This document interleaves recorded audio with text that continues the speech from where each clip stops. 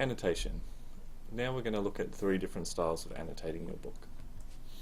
Firstly, annotating a book is a very idiosyncratic and personal task, which means it's up to you. You decide what goes in, what doesn't go in.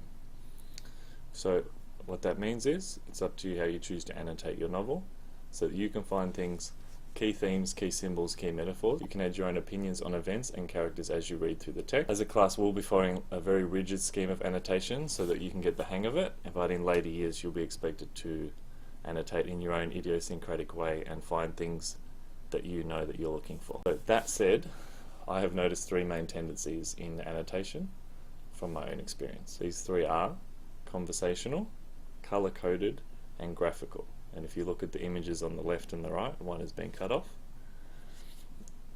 Colour-coded is more left brain, so more logical, more organised, and the right side, graphical, is more creative. Conversational is sort of somewhere in the middle. Alright, so the first one is graphic. The pros are, it's beautiful, artistic, emotive, and visual. The cons are, it's not useful in a test or exam, it's kind of slow, and it only makes sense to you. And also it requires a lot of space in the margin, so it's not really possible for small paperback novels like you might read in class.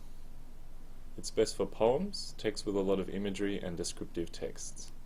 So as you can see from this image, there are some written notes, very small, but mostly it's just pictures, and some of the images may relate to the text and some might not, but of course it's up to you. The second type is conversational. So the pros are, it's engaging, it's personal, it's enjoyable, and it's amusing. The cons are, it's rather difficult to use in a test or an exam, and it can be very confusing for others. So if you buy a second-hand book that someone has annotated in a conversational way, it'll seem rather strange, and a lot of the things won't really make sense to you, because of course it's very individual. This is best for a book you love or a book you hate, for obvious reasons, and an opinion piece and an essay, most likely an opinion essay, where you're writing what you think in response to their thoughts. So this is an example of the conversational form. This is actually an article I've annotated as part of my own research, and you can see a lot of strange little notes that don't necessarily relate to the text itself, but they relate to the broader research I've been doing, that this article is one part of. The third style is colour-coded, and again this is the one we'll be using as a class. The pros are, it's impressive looking, easy to understand, and it helps you to locate scenes. Cons are, it's not very exciting, not personal, it can be laborious, and it's relatively slow.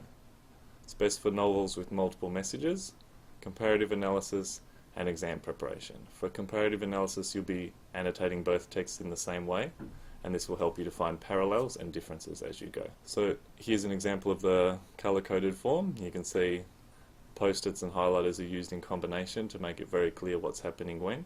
So now what I'd like you to do is click the link in the description of this video and go to the link attached and test yourself. It's going to tell you if you're more left-brained or more right-brained, and this will help you to decide which type of annotation is best for you.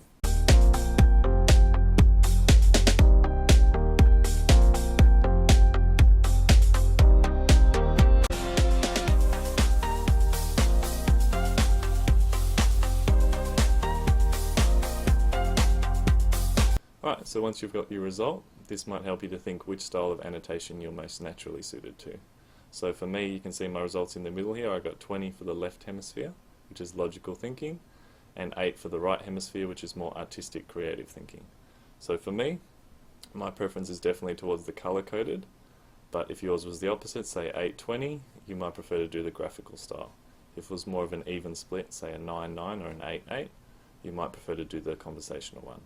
Another consideration, of course, is that the text you're doing should dictate which one is most suitable. So colour-coded, again, novels with multiple messages, comparative analysis, anything where you have to do a test or an exam. Conversation, best for conversational, a book you love, a book you hate, an opinion piece, an essay. And graphical, best for poems, text with a lot of imagery, and descriptive texts. So in summary, remember this is a personal thing. I'm not telling you which way to do it, regardless of what score you got. It's just something to be aware of, and no one style is better than another. Any interaction with the text is better than none, so get out there and start annotating.